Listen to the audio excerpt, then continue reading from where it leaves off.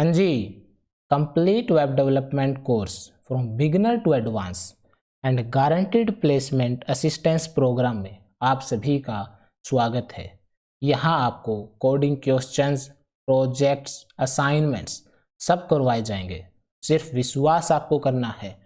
तो अगर आप एक वेब डेवलपर बनना चाहते हो और एक अच्छे पैकेज को ग्रैब करना चाहते हो तो पढ़ाई करना शुरू कर दीजिए, क्योंकि ये समय रिवॉल्यूशन का है एंड आई प्रॉमिस इससे अच्छा कंटेंट आपको कहीं पर भी नहीं मिलेगा। और अपने लेक्चर आपको alternate day, Monday, Wednesday, Friday को शाम के 7 बजे चैनल पर मिल जाएंगे और उसके रिगार्डिंग सभी मटेरियल टेलीग्राम चैनल पर मिलेगा, जिसका लिंक डिस्क्रिप्शन में है। तो अब अपने फ़ोन और लैपटॉप को ओपन कर लीजिए, साथ के साथ आपको इम्प्लीमेंट करते हुए चलना है। और एक बात, अगर कोई नया स्टूडेंट अपने चैनल पर आया है तो मुबारक हो, आप बिल्कुल एक सही प्लेस पर आए हो। लेकिन आपसे रिक्वेस्ट है लेक्चर 1 से शुरू करने का, तभी आपको अच्छे से समझ में आएगा, क्योंकि एक कंप्लीट वेब डेवलपमेंट कोर्स है, हर चीज़ एक दूसरे से लिंक है। और प्लीज़ अपना रिव्यू कमेंट सेक्शन में ज़रूर देने का, आपको अच्छा लग रहा है या कैसा लग रहा है, ताकि मैं अपना बेस्ट दे सकूँ। और ये सब मेहनत आपके लिए है, तो थोड़ा प्यार और मोहब्बत बरसाएं और पढ़ें और मचा दें और दिखाएं दुनिया को कि आप कुछ कर सकते हैं। Now let's proceed today agenda.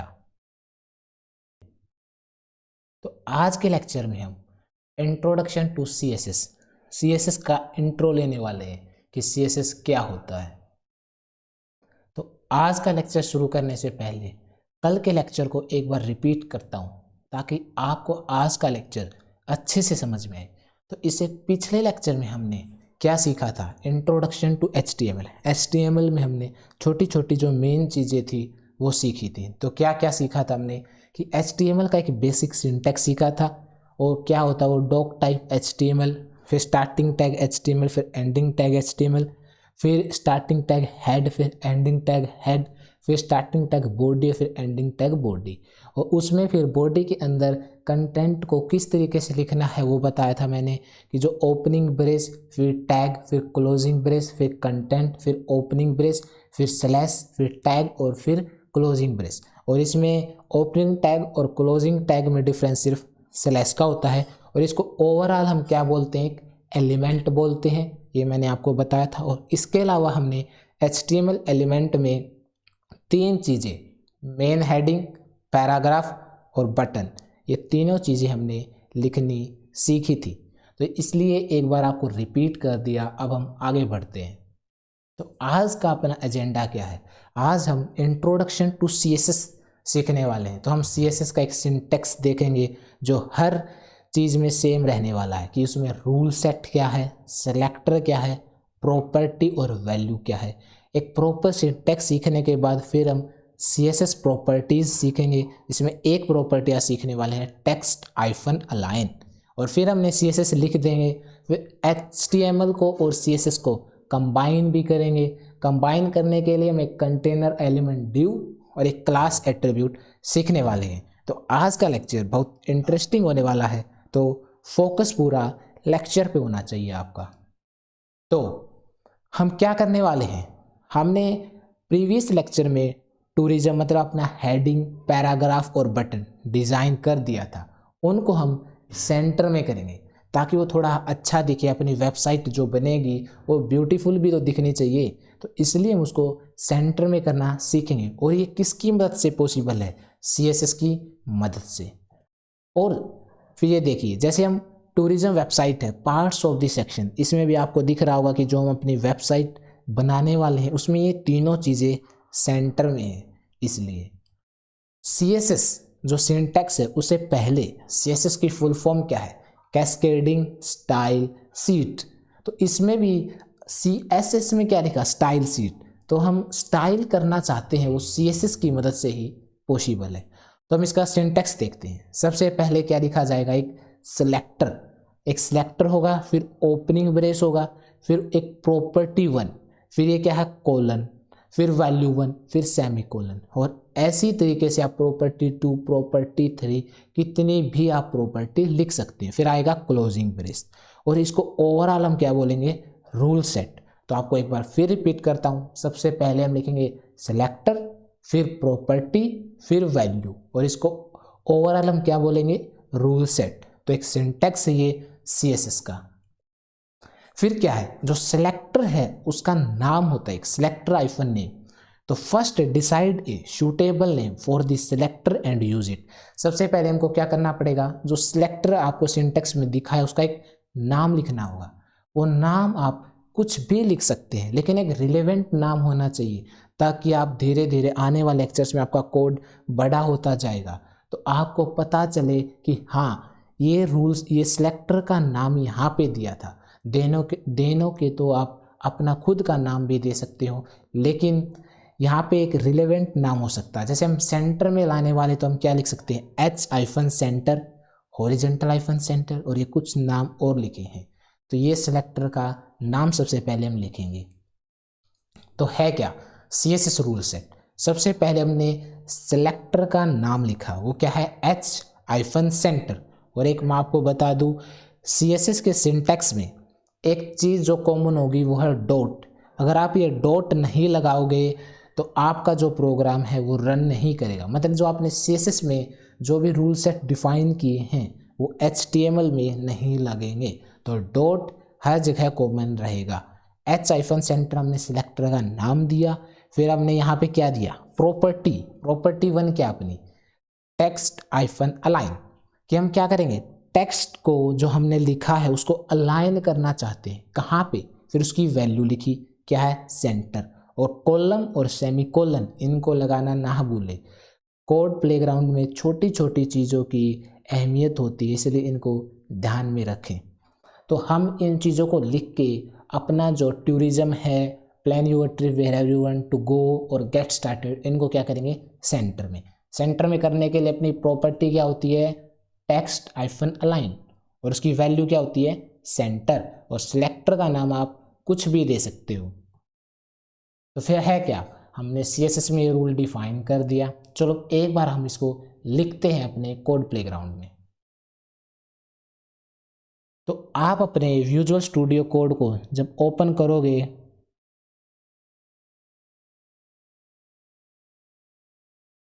तो आपको कुछ ऐसा दिखाई देगा। हमने इसे प्रीवियस लेक्चर में ये चीज़ें लिखी थी, तो आपने भी सेव की होगी, तो आपको भी ये दिखाई देंगे। तो अब हमको क्या लिखना है, CSS। तो उसके लिए हमको एक नई फाइल क्रिएट करनी होगी।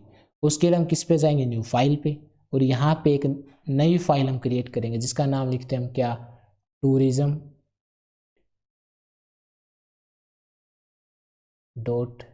.css, और इसको देते हैं एंटर। तो एक नई फाइल क्रिएट कर दी, क्योंकि ये अपनी HTML के लिए है, CSS के लिए अलग होगी। तो सबसे पहले हमने क्या सीखा था, एक सिंटैक्स सीखा था, और उसमें मैंने क्या बताया, सबसे पहले डॉट एक कॉमन चीज़ है, अगर आप डॉट नहीं लगाओगे तो वो वर्क नहीं करेगा। फिर हम क्या करेंगे, H- फिर लिखेंगे सेंटर। ये अपना क्या है, नाम है, किस चीज़ का, जो सिलेक्टर का नाम है। आप देने को कुछ भी दे सकते हैं। फिर हमको क्या लिखना है, ओपनिंग ब्रेस, एंटर। और इसके अंदर हम क्या लिखेंगे, अपनी जो चीज़ है वो लिखने वाले। क्या करना हमको, टेक्स्ट को अलाइन करना है। कहाँ पे, ये खुद भी दिखाता रहेगा आपको कहाँ पे, सेंटर में। हमको सेंटर में करना है, ये हमने लिख दिया। ठीक है, अब हम वापस अपने स्लाइड के सेक्शन में चलते हैं। तो ये चीज़ें हमने अभी तक लिख ली है। H-सेंटर, टेक्स्ट को अलाइन करना है कहाँ पे, सेंटर में। इसके बाद हम आगे मूव ऑन करते हैं।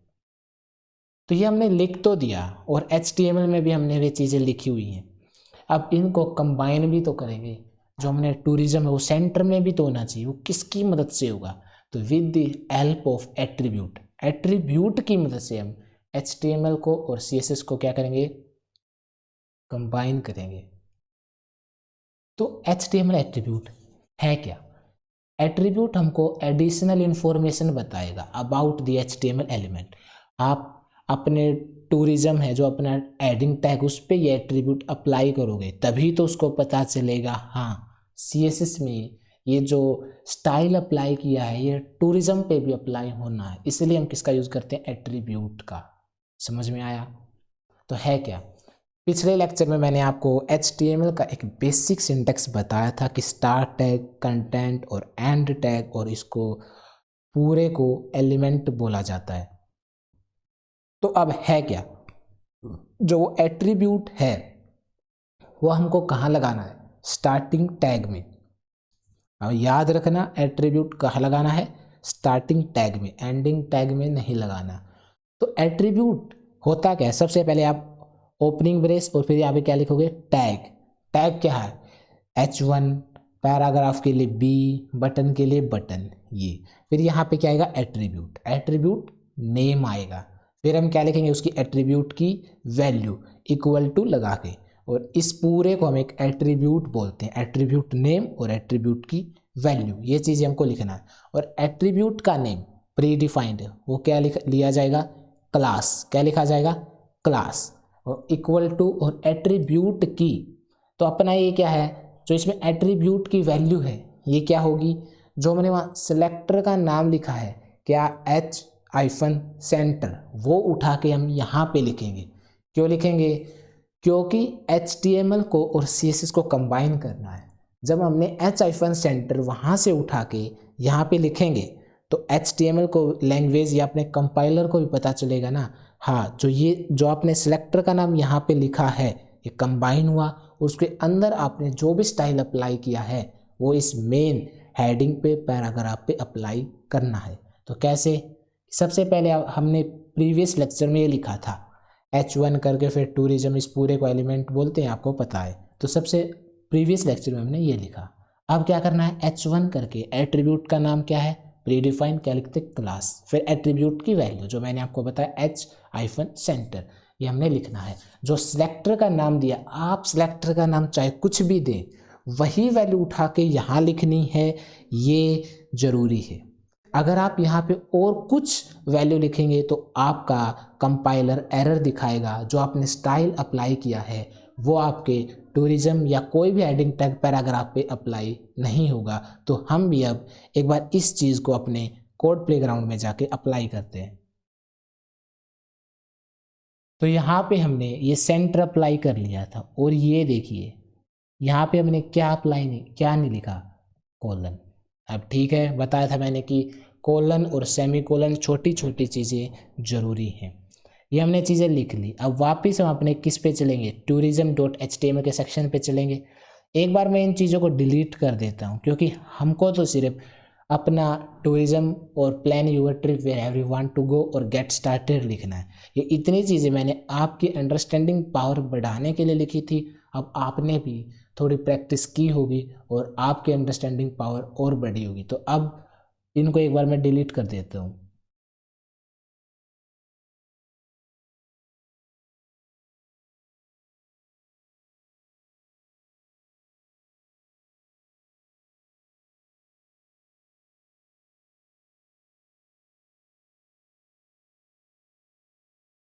ये तीन चीज़ें हमने रख ली। तो क्या करना है, H1 के आगे यहाँ पे हमको क्या लिखना है, एट्रीब्यूट का नेम जो क्या है, क्लास, इज इक्वल टू, इन्होंने ऑटोमेटिक डबल कोट दिखा दिया। डबल कोट लिखना मैंडेटरी है। यहाँ पे हम क्या लिखेंगे, अपने सेलेक्टर की वैल्यू जो हमने क्या दी है, H-सेंटर, तो ये वैल्यू हम उठा के यहाँ रखेंगे। और एक इंडस्ट्री प्रैक्टिस क्या है, आप इसको कॉपी कर लीजिए ताकि आपकी स्पेलिंग मिस्टेक ना हो, इसलिए हमने इसको कॉपी कर लिया। और यहाँ पे हम क्या कर देंगे, इसको पेस्ट कर देंगे। 1 मिनट, कॉपी शायद गलत हो गया है।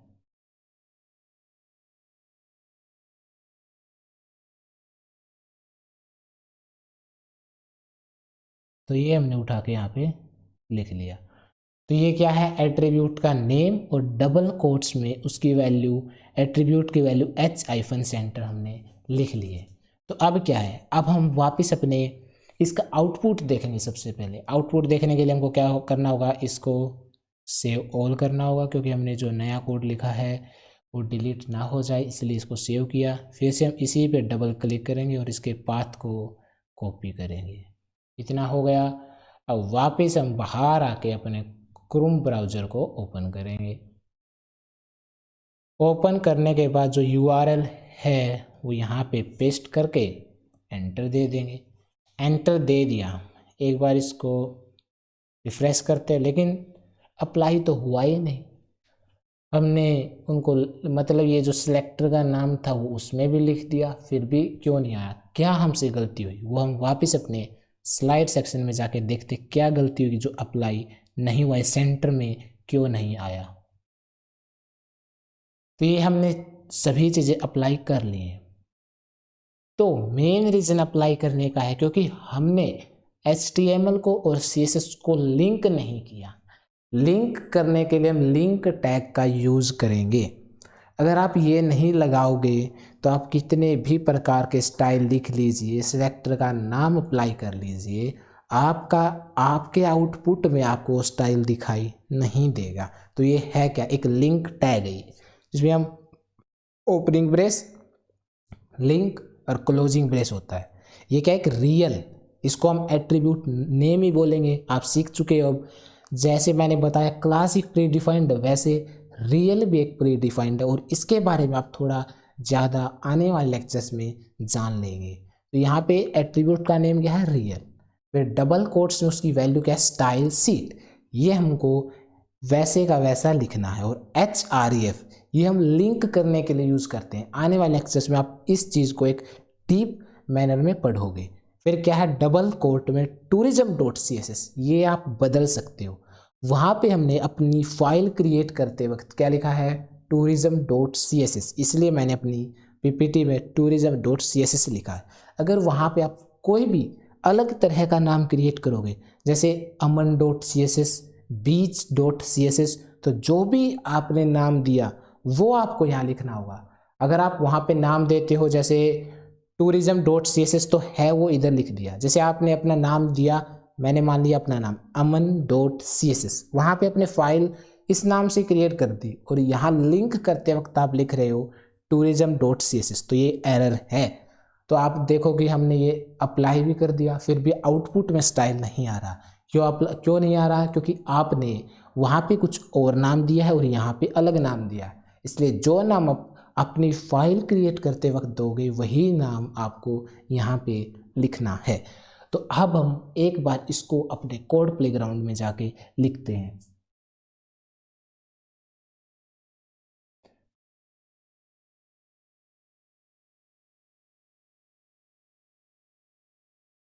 और एक मिनट, जो ऊपर का सेक्शन था वो डिलीट हो गया, अभी मैंने ध्यान दिया।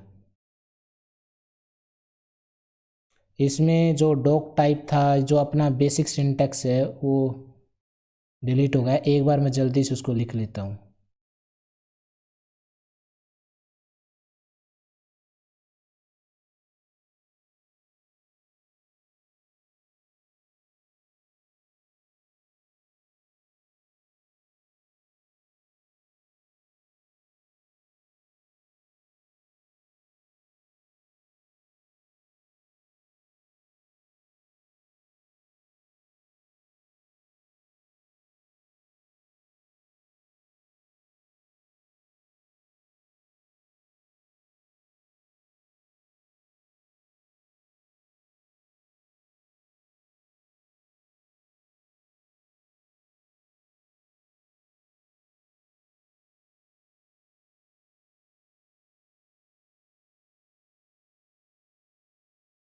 सही है।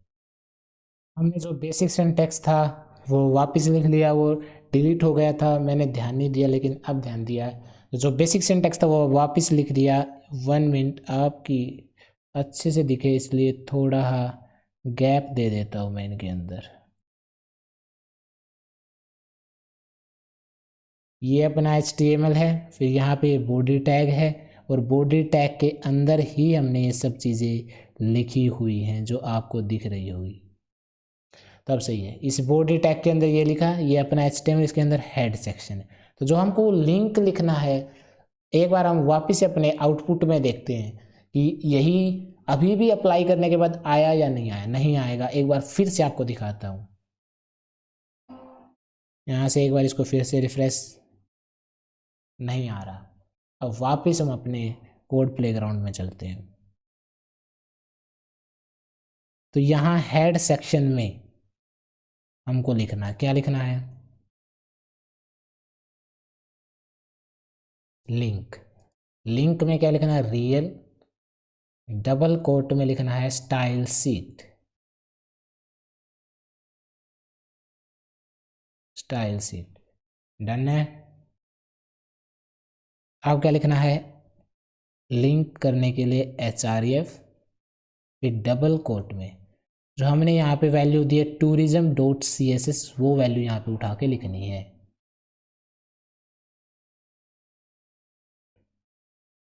डन।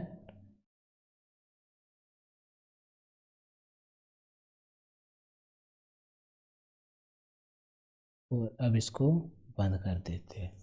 तो यहाँ पे हमने लिंक टैग को यूज़ कर लिया जो हमने स्लाइड के सेक्शन में देखा था। अब एक बार इसको फिर से सेव ऑल करते हैं। अब सेव है। अब एक बार फिर जाके हम अपने कोड प्लेग्राउंड में आउटपुट में देखते हैं। ये देखिए टूरिज्म अपना सेंटर में आ गया, क्योंकि हमने सिर्फ टूरिज्म पे ही जो सिलेक्टर का नाम था और एट्रीब्यूट का नाम, क्लास, वो इस पे अप्लाई की थी, इसलिए यही सेंटर में आया है।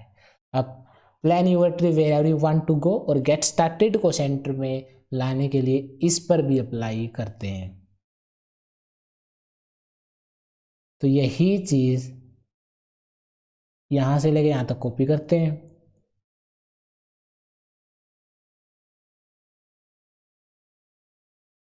और यही हम यहाँ पे अप्लाई करते हैं। डन। अब हमने पैराग्राफ पे और बटन दोनों पे भी अप्लाई कर दिया। HTML CSS में वही चीज़ डिफाइन है, सेंटर, टेक्स्ट अलाइन सेंटर और वो सिलेक्टर का नाम, और यही हमने एज सेंटर इन तीनों पे अप्लाई कर दिया। फिर से एक बार सेव ऑल करते हैं। अब हम अपने आउटपुट सेक्शन में जाके देखते हैं। ये देखिए बटन सेंटर में नहीं आया, इसका क्या रीज़न है? बटन एक अपना इनलाइन एलिमेंट है, ये एक एक्सेप्शन रखता है, इसलिए सेंटर में नहीं आ पाया। अभी आप इसको ऐसे ही एक्सपेक्ट कीजिए, आने वाले लेक्चर्स में आप इसको थोड़ा और डीप समझेंगे। इस पे जो हमने बटन पे सीधा अप्लाई किया, ये नहीं आ पाया। इसका मेन रीज़न अभी आप ये मान लीजिए कि एक इनलाइन एलिमेंट है, इसलिए ये सेंटर में नहीं आ पाया। जबकि हेडिंग और पैराग्राफ दोनों चीज़ें सेंटर में आ गई हैं। ये भी आप सेंटर में लेके आओगे, लेकिन आने वाले लेक्चर्स में समझ लोगे। इसी लेक्चर में भी ये सेंटर में आ जाएगा, लेकिन आने वाले लेक्चर्स में आपके अंदर इसको लेके और अंडरस्टैंडिंग बढ़ जाएगी, क्योंकि वहाँ पे आप थोड़ा ज़्यादा डीप में पढ़ोगे। अब हम यहाँ तक इन दोनों को सेंटर में ले आए, और बटन पे मैंने आपको ये सिंटैक्स लगाया और नहीं आया। इसका मेन रीज़न इनलाइन एलिमेंट है बटन, इसलिए नहीं आ पाया। अब हम वापस अपने स्लाइड के सेक्शन में चलते हैं। तो यहाँ पे हमने लिंक करना सीख लिया। अब क्या है, क्या हम हेडिंग को, पैराग्राफ को, बटन को, तीनों को सेंटर में करने के लिए क्या तीनों पे बार बार ये लिखेंगे?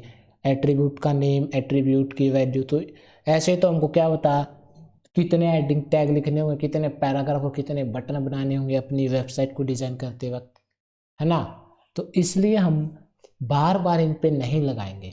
तो क्या करेंगे, all the element at once, कि सभी जितने भी टैग हमने लिखे, एलिमेंट लिखे, उन पे एक साथ अप्लाई हो, उसके लिए हम करना सीखेंगे कि एक साथ अप्लाई हो जाए, कि हमको इन पे बार बार लिखने की जरूरत ना पड़े।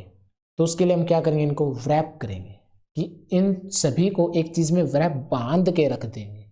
ठीक है, तो बांधने के लिए हम किसका यूज करेंगे, कंटेनर का, कि to wrap all the required element at one place we use container element, कि हम कंटेनर एलिमेंट का यूज करेंगे। जैसे कि एग्जांपल ले सकते हो आप, एक छोटे छोटे बॉक्स को आप, जैसे मान लीजिए आपके पास छोटे छोटे 9 बॉक्स हैं, क्या आप इनको एक एक करके उठाओगे तो कितना टाइम लगेगा, और ऐसे ही आप इन छोटे छोटे बॉक्स को एक बड़े बॉक्स पे डाल दो और फिर इसी को एक बार ले जाओ तो टाइम बचेगा। क्या करें, इस पर कंटेनर में डाल रहे हैं, व्रैप कर रहे हैं इनको, ऐसे ही हम उनको व्रैप करेंगे। और व्रैप करने के लिए हम यूज़ किसका करते हैं, डिव का। कंटेनर एलिमेंट क्या है, डिव।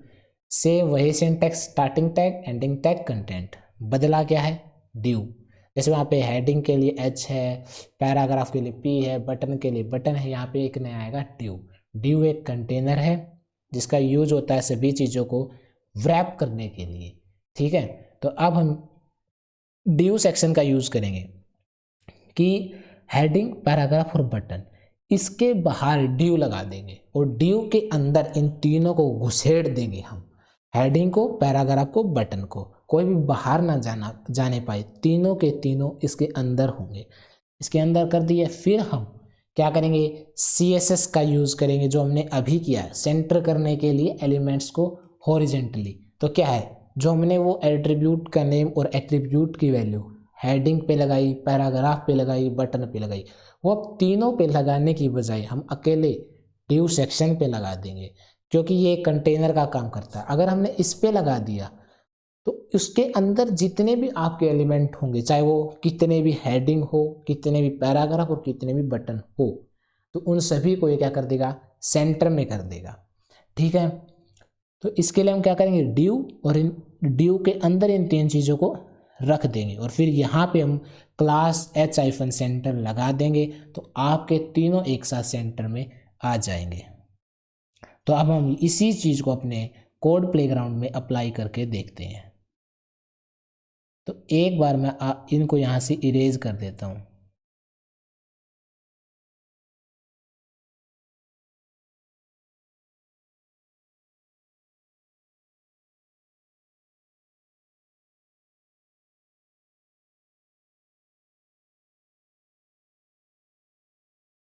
अब सही है, एक बार हम इसका आउटपुट फिर से चेक करते हैं चल के। सेव ऑल नहीं किया शायद, तो ये रिफ्रेश नहीं करेगा। तो कभी आप भी भूल जाओ तो याद रखना, आउटपुट में जाने से पहले एक बार सेव करना पड़ेगा। सेव करोगे, अब वापस रिफ्रेश करोगे जाके, तब ये वापस अपनी जगह पे आ जाएंगे। अब डन है। अब ये सेंटर में नहीं है क्योंकि हमने वहाँ से एट्रीब्यूट का नेम और एट्रीब्यूट की वैल्यू इरेज कर दी है। तो अब वापस अपने कोड प्लेग्राउंड में चलते हैं। अब यहाँ पे क्या करेंगे, एक नया सेक्शन क्रिएट करेंगे, क्या, डिव। और जो डिव का एंड टैग है वो आपको याद होना चाहिए, लास्ट में लिखना है। जहाँ पे स्टार्ट टैग और एंड टैग के अंदर जितने भी आपके टैग होंगे, चाहे वो हेडिंग हो, पैराग्राफ, उन पे ही अप्लाई होगा। अगर कोई इससे बाहर है तो फिर उस पे अप्लाई नहीं होगा। तो हमको क्या करना, इस पे, अभी इस पे क्या करेंगे, इस पे लिखेंगे class is equal to double quotes के अंदर H-सेंटर। डन है, ये डिव है, डिव के अंदर तीनों चीज़ें आ गई और हमने इस पे लिख दिया H-सेंटर। अब इसको एक बार सेव करते हैं। अब इसका आउटपुट चेक करते हैं। अब आप देखोगे बटन भी आपका सेंटर में आ जाएगा। ये देखिए, आपका बटन भी सेंटर में आ गया। बटन एक इनलाइन एलिमेंट है और इनलाइन एलिमेंट पे हम जो टेक्स्ट -अलाइन की प्रॉपर्टी अप्लाई करते हैं वो सीधे अप्लाई नहीं होती, उनके लिए हम डिव का यूज करते हैं। इस बात को आप ध्यान में रखें, अपने दिमाग में घुसा लें। कहीं आप भी बटन को यूज करके और बटन के आगे लिख रहे हैं क्लास डबल कोट, जो भी आपने सिलेक्टर नाम दिया H-सेंटर, और आप देख रहे हो सेंटर में नहीं आया। क्यों नहीं आया, क्योंकि बटन एक इनलाइन एलिमेंट है। उसके लिए हम डिव का यूज करके उसको सेंटर में कर सकते हैं, सीधा अप्लाई करने से वो नहीं आएगा। तो ये बात ध्यान में रखें, बार बार मैं बोल रहा हूँ ताकि आपको यहीं पे लर्न हो जाए। तो तीनों के तीनों अपने सेंटर में आ चुके हैं। अब वापस हम अपने स्लाइड के सेक्शन में चलते, चलो कोड प्लेग्राउंड में चलते हैं। हमने अभी क्या देखा, टेक्स्ट अलाइन से सेंटर में किया। हम टेक्स्ट अलाइन से सेंटर में किया, हम इसके लिए सेंटर के बजाय यहाँ पे हम लेफ्ट और राइट ये वैल्यू भी दे सकते हैं। सेंटर सेंटर जरूरी नहीं है। तो एक बार हम लेफ्ट में तो ये वैसे होता ही, राइट करते हैं। यहाँ पे हमने अपनी वैल्यू बदल दी, राइट, डन। और यहाँ पे फाइल को फिर से सेव करते हैं। अब वापस चलते हैं अपने आउटपुट सेक्शन में। यहाँ पे सेंटर में है, एक बार रिफ्रेश करके देखो क्या ये राइट आएगा, ये देखिए राइट आ गया। तो टेक्स्ट अलाइन करने पे आप किसी भी टेक्स्ट को आप राइट में करें, लेफ्ट में करें या सेंटर में करें, कहीं पे भी आप कर सकते हैं। ठीक है, डन। और सेव ऑल करना ना भूलें। तो इतना हो चुका है। अब आज के लेक्चर्स में आज के लिए इतना ही। और आज के लेक्चर में हमने क्या सीखा, CSS सिंटैक्स में रूल सेट क्या होता है, सेलेक्टर क्या होता है, प्रॉपर्टी और वैल्यू, चारों आपको लर्न हो चुकी हैं। कंटेनर एलिमेंट का हम क्यों यूज़ करते हैं, रैप करने के लिए। HTML और CSS को कंबाइन करते हैं क्लास एट्रीब्यूट की मदद से। आपको ये सभी चीज़ें याद हो गई हैं। और आज के लेक्चर में हमने टेक्स्ट अलाइन करना सीखा, लेफ्ट में, राइट में और सेंटर में। तो आने वाले लेक्चर से हम क्या सीखेंगे, इसका पार्ट 2, जिसमें हम फॉन्ट साइज, टेक्स्ट को कलर भी करना है, बैकग्राउंड में कलर भी करना है। तो ये चीज़ें भी हम सीखेंगे। तो मुस्कुराइए, दिन प्रतिदिन आप अपने आप को अपग्रेड कर रहे हैं, रोज़ आप कुछ नया सीख रहे हैं, इम्प्लीमेंट कर रहे हैं। इस रेस में आप दूसरों से आगे निकलते हुए जा रहे हैं। और प्लीज़ जो भी मेहनत की जा रही है ये आपके लिए है। तो वीडियो में लाइक और सब्सक्राइब करना ना भूलें और कमेंट में ज़रूर लिखें आज की वीडियो आपको कैसी लगी, ताकि मेरे को भी पता चले हाँ कि भाइयों को कैसा लग रहा है या मेरे को इससे अच्छा और करना है। इसलिए प्लीज़ अगर वीडियो को देख रहे हो तो कमेंट ज़रूर करें। और थैंक यू, राम राम, जय हिंद।